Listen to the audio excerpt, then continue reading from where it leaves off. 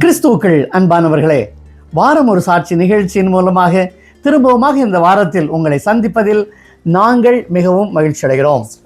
பிரைஸ்லார்மா. பிரைஸ்லார்ட் ஐயா. ஆமாம், இன்னைக்கு நாம் என்ன சாட்சி இன்னைக்கு நாம் வெளியிட போகிறோம். இன்னைக்கு சிஸ்டர் விஜுலினுடைய 2வது சாட்சியை நாம் பார்க்க போகிறோம். சரி, அதாவது கடந்த சாட்சியில் அவங்க தன்னுடைய மகனை பற்றி பேசியிருந்தாங்க இல்லையா? அதாவது ஸ்கூல் டீச்சர்ஸ் உங்கள் பையன் சயின்ஸ் படிக்க முடியாதுன்னு சொன்னாங்க. சிஸ்டர் ஜெபிக்கிறாங்க, ஆண்டோடைய ஞானம் மகன் மீது தங்குகிறது, நல்லா படிக்கிறாங்க, நல்ல மதிப்பெண் வாங்குறாங்க. சரி, அதுக்கப்புறம் என்ன நடந்தது? அதுக்கப்புறம் என்ன நடந்ததுன்னா, அவங்க இன்ஜினியரிங்கில் ட்ரை பண்ணுறாங்க.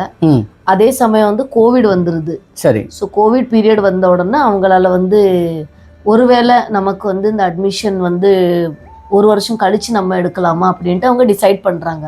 சரி. ஆனால் ஆண்டவர் அதையும் கடக்க வச்சு அப்படின்னா 1 வருஷம் கேப் இல்லாம பையனுக்கு அட்மிஷன் எடுக்கிறதுக்கு ஆண்டவர் கிருபை பாராட்டுகிறார். ஸோ அட்மிஷன் எடுத்ததுக்கு அப்புறம் 1 இயர் கஷ்டமா தான் போகுது. அவங்களுடைய மகன் காலையில் ஆன்லைன் லெக்சரும் நைட்டு அவன் போய் வேலை செஞ்சு அந்த பணத்துல தான் அவன் என்ன பண்ணியிருக்கான்னா ஃபேமிலி ரன் பண்ணியிருக்கான். ப்ரேயர்ல ரொம்ப ஸ்ட்ராங்கான பையன். ப்ரேயர் பண்ணும்போது ஆண்டவர் அவனுக்கு கண்ணீரினால் விதைக்கிறவன் சந்தோஷத்தினால் அறுவடை செய்வார். சோ அந்த வசனம் ஆண்டவர் கொடுத்து நான் இருக்கிறேன் அப்படின்ட்டு கடவுள் உணர்த்தி அவனை நடத்தி போறாரு. 2nd இயர் வந்ததுக்கு அப்புறம் என்ன ஆயிட்டுன்னா, திடீர்னு இவங்களுக்கு கால் வருது, இப்படி அர்ஜென்டா பேசணும் அப்படின்ட்டு. ஸோ ப்ரொஃபசர் யூனிவர்சிட்டியில இருந்து கால் வருது. அவங்க என்ன சொல்றாங்கன்னா, உங்க பையனுடைய ஒரு சப்ஜெக்ட்ல அட்டெண்டன்ஸ் இல்லாததுனால நாங்க அவனை 3rd இயருக்கு நாங்க. இது ஒரு பெரிய பிரச்சனை எல்லா யூனிவர்சிட்டிஸ் அண்ட் காலேஜஸ்லயுமே.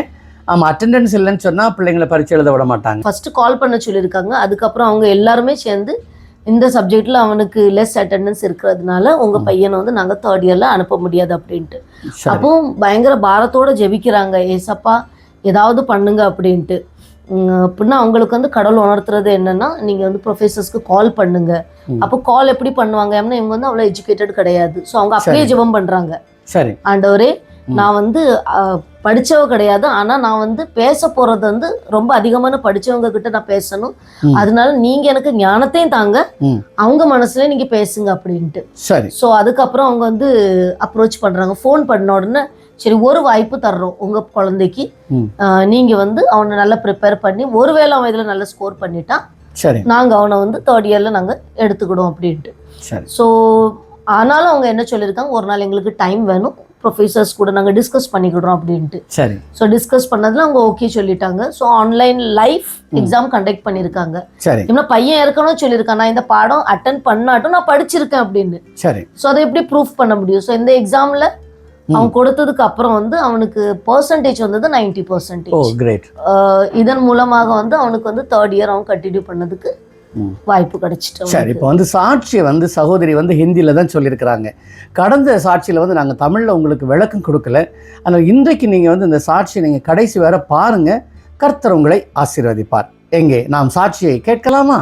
फिर वो टाइम पे लॉकडाउन था, इसलिए हमारे पास पैसे की बहुत घटी थी और हम उसके एजुकेशन के लिए पैसे हम इकट्ठा नहीं कर पा रहे थे और हम बहुत ही दुखी थे, पीड़ित थे, व्याकुल में थे कि हम क्या करें। हमारे बच्चों को तो हम अच्छा भविष्य देना चाहते हैं, मगर ये जो हमने नहीं सोचा था, ऐसे एक आपत्ति कोरोना आ गया जिसके द्वारा हमारा क्लासेस बंद था और हमारे पूरे 1 साल हमारी आमदनी भी बंद थी। हम बहुत ही तंगी में थे। तो उस समय में भी मैंने रो के परमेश्वर से प्रार्थना किया।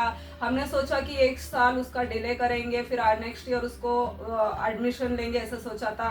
मगर परमेश्वर ने उस समय में भी अद्भुत कार्य किया। मेरे पास थोड़े सोने थे, उसे मैंने गिरवी रखा, मगर परमेश्वर ने डिले करने नहीं दिया। तो ऐसा करके उसने अपना पहला साल आरंभ किया और उतना ही नहीं, उसने भी बहुत मेहनत किया। वो समय में ऑनलाइन में लेक्चर हुआ करता था, तो वो सुबह उठकर ऑनलाइन में लेक्चर में बैठा करता था और रात में नाइट ड्यूटी के लिए वो काम पे जाता था। ऐसे कर कर उसने भी बहुत सारे पैसे कमा कर इकट्ठे किए और उसके पढ़ाई के लिए उसने उसे यूज़ किया। ऐसे 1 साल 1.5 साल उसने ऐसे किया।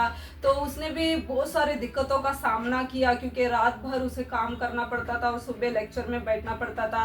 ऐसे कर कर उसे भी बहुत दिक्कतें थी और वो भी मन में बहुत ही उदास होता था और सोचता था और परमेश्वर से बातें करता था। तो एक दिन जब वो बाइक में जा रहा था तो परमेश्वर ने उसे एक वचन के द्वारा बातें किया कि जो कुछ तू आंसुओं के साथ बो रहा है उसे मैं एक दिन जय जयकार के साथ तू कटनी करेगा कर कर उस वचन को दिया। क्योंकि उन दिनों में उसे भी पैसे की बहुत आवश्यकता होती थी, उसे पेट्रोल के लिए और अन्य खर्चों के लिए, प्रोजेक्ट बनाने के लिए ऐसे खर्चे बहुत आते थे। मगर वो हमसे कभी भी कहता नहीं था और मांगता भी नहीं था, क्योंकि वो जानता था कि हमारा स्थिति बहुत खराब है, पैसे की बहुत तंगी है, ये सब कार्य को जानता था। इसलिए वो हमें सताता नहीं था पैसे के लिए। फिर भी जो जरूरी चीजें होती थी वो हम कैसे भी करके उसके लिए हम करते थे। ऐसे कर कर उसका 1-2 साल निकल गया। फिर वो सेकेंड ईयर में जब था तो अचानक भूकंप जैसे हमारे सर पर एक पहाड़, एक स्तंभ टूट पड़ा। अचानक कॉलेज से एक फ़ोन आया और उन्होंने कहा कि आपको हमारे साथ मीटिंग में आना है। तो हम ऑनलाइन मीटिंग में गए। तब उन्होंने मुझसे कहा कि आपका बेटा जो एक लेक्चर में, एक सब्जेक्ट का जो लेक्चर है उसमें वो नहीं बैठता था, उसका मिस हुआ है लेक्चर और उसका अटेंडेंस स्कोर जो है वो बहुत ही कम है, इसलिए हम उसको अभी नेक्स्ट ईयर में जाने नहीं देंगे, उसको फिर से सेकेंड ईयर में बैठना पड़ेगा। ऐसा करके उन्होंने कहा।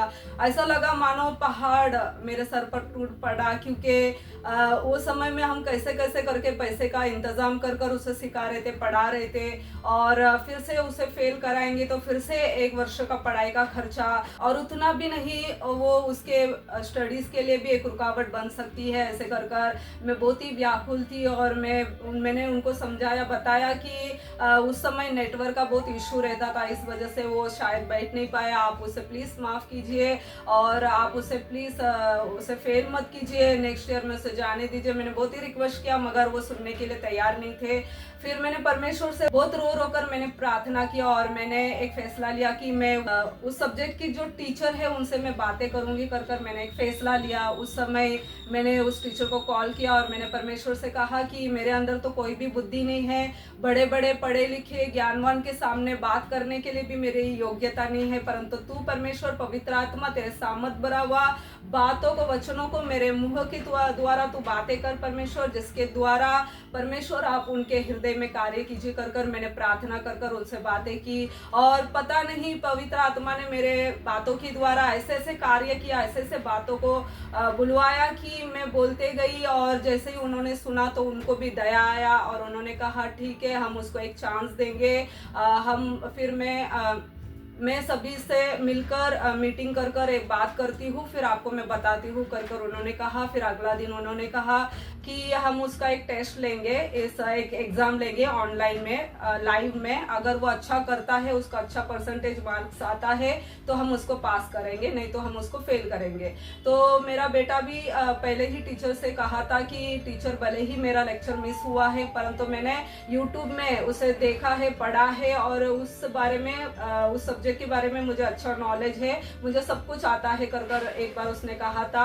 तो उसी बात को लेकर टीचर भी बोले थे कि उसका टेस्ट लेंगे। तो फिर क्या होता है, 2 दिन का वक्त वो दिए और फिर उन्होंने उसका ऑनलाइन लाइव में उसका टेस्ट लिया और उसमें उसने बहुत ही अच्छा मार्क्स स्कोर किया, 90% उसने स्कोर किया। तो टीचर लोग भी बहुत खुश हो गए और सर वगैरह सब जने डिस्कस किया और बोला कि ये बच्चा, उसको नॉलेज है इस सब्जेक्ट के बारे में और उसने पढ़ा भी है, और उसने सही कहा कि उसने पढ़ा है, उसको अच्छा परसेंटेज आया, इसलिए हम उसको नेक्स्ट ईयर में हम जाने देंगे कर उस जो पहाड़ समान तूफान मेरे सर पर टूट पड़ा था उसको परमेश्वर ने एकदम मोम जैसा पिघला दिया और परमेश्वर ने ऐसे बड़े कार्य कर परमेश्वर ने आशीष किया। ஆமேன். நல்ல ஒரு சாட்சியை கேட்டேன் இல்லையா? பாருங்க, சாட்சி சகோதரி தெளிவாக சொல்லியிருக்கிறாங்க. ஹிந்தி தெரிஞ்சவங்களுக்கு அது புரிஞ்சிருக்கும். அதாவது மகனுக்கு பரீட்சை எழுத முடியாத ஒரு பிரச்சனை, எழுதாமல் போயிருந்தான்னு சொன்னால் 1 வருஷம் வீணாயிருக்கும். ஜெபிக்கிறாங்க. பையனுக்கு ஆர்டர் கொடுத்த வார்த்தை என்ன? கண்ணீரோடு விதைக்கிறவன் கம்பீரத்தோடு அறுப்பான். சரிதானம்மா? கரெக்ட். அப்போ அதே வார்த்தையின் பிரகாரமாக பாருங்கள், ரொம்ப கஷ்டப்பட்டாங்க. கடைசியாக மகனுக்காக அம்மா என்ன செய்கிறாங்க, அங்கே போய் தாழ்மையாக அந்த பிரின்சிபலோ இல்லை அவங்களுக்கு உண்டான அந்த கோஆர்டினேட்டரோ அவங்ககிட்ட போய் பேசுகிறாங்க. அது எப்படின்னு சொன்னால், ஒரு வாய்ப்பு கொடுங்க அப்படின்ட்டு கேட்குறாங்க. இன்றைக்கு நாம் எத்தனை பேர் நம்முடைய பிள்ளைகளுக்காக அவங்களுடைய பிரின்சிபல்கிட்டையோ இல்லை மேல் அதிகாரிடத்துலையோ நாம் போய் என்ன செய்கிறோம், நம்மை தாழ்த்தி கேட்கிறோம். இல்லைன்னு சொன்னால் எல்லாருக்கும் மேலாக நம்முடைய தேவன் அவரிடத்தில் நம்மை தாழ்த்தி நாம் கேட்டிருக்கிறோமா? நீங்கள் உங்களை தாழ்த்தி உங்கள் பிள்ளைகளுக்காக நீங்கள் கேட்கும் பொழுது ஆண்டவர் அந்த காரியங்களை உங்களுக்கு வாய்க்கச் செய்வார். எங்கே ஒரு வசனத்தை எடுத்து வாசிக்கலாமா? Psalm 28 verse 8. The Lord is their strength and he is the saving refuge of his anointed. ஆமென். வசனம் சொல்றத பாருங்க. கர்த்தர் தான் அவருடைய பிள்ளைகளுக்கு பலன். அது மாத்திரமல்ல, யாரையெல்லாம் அவர் தெரிந்து கொண்டாரோ அவர்களுக்கெல்லாம் அவர்தான் அரணான அடைக்கலமானவர். பாருங்க, நம்முடைய பலன் வந்து வேற யாரும் கிடையாதுங்க, ஆண்டவர் தான். நீங்கள் அவரை நம்பி இருங்க, எல்லா காரியங்களையும் அவர் உங்களுக்கு வாய்க்கச் செய்வார். அடுத்த சாட்சியை கூட சகோதரி விஜுலின் தான் கொடுத்துருக்குறாங்க. இன்றைக்கு பிள்ளைங்களை பற்றி வெளியே பேசுகிறதுக்கு எல்லாரும் பயப்படுறாங்க. ஆனால் பாருங்கள், எல்லாவற்றையும் தெளிவாக ஆண்டோடைய நாம மகிமைப்படும்படியாக அவங்க சொல்லியிருக்கிறாங்க. கர்த்தர் அந்த குடும்பத்தை ஆசீர்வதிப்பார். சரிதானே? அது மாத்திரம் இல்லை, நீங்கள் வேறு என்ன சொல்ல விரும்புகிறீங்க? இன்னைக்கு பெற்றோருக்கு நீங்கள் என்ன சொல்ல விரும்புகிறீங்க? பெற்றோருக்கு என்ன சொல்லணும்னா, பேனிக் ஆகாதங்க எந்த சுச்சுவேஷன்னாலும். கரெக்ட். நீங்கள் ரொம்ப குழப்பத்தில் இருக்கும்போது ஜெபிங்க. கண்டிப்பாக கர்த்தர் வந்து ஒரு வழியை ஆயத்தப்படுத்தி கொடுப்பார். அது மாத்திரம் இல்லை, பரிசுத்த ஆவியின் மூலமாக அவர் கற்றும் தருவார் உங்களுக்கு என்ன செய்யணும் அப்படின்ட்டு. சரி, கடவுள் கண்டிப்பாக உங்களுக்கு உதவி செய்வார். சரி, பாருங்க, அப்போ நாம் ஒரு நாளும் கடவுளை என்ன செய்யக்கூடாது? மறந்துடக்கூடாது. நாம் மறக்காமல் இருந்தால் அவர் நம்மை கைவிட மாட்டார். சாட்சியை கேட்டிருப்பீங்க, தொடர்ந்து நம்முடைய சாட்சியை பாருங்கள், மற்றவங்களையும் பார்க்க சொல்லுங்கள்.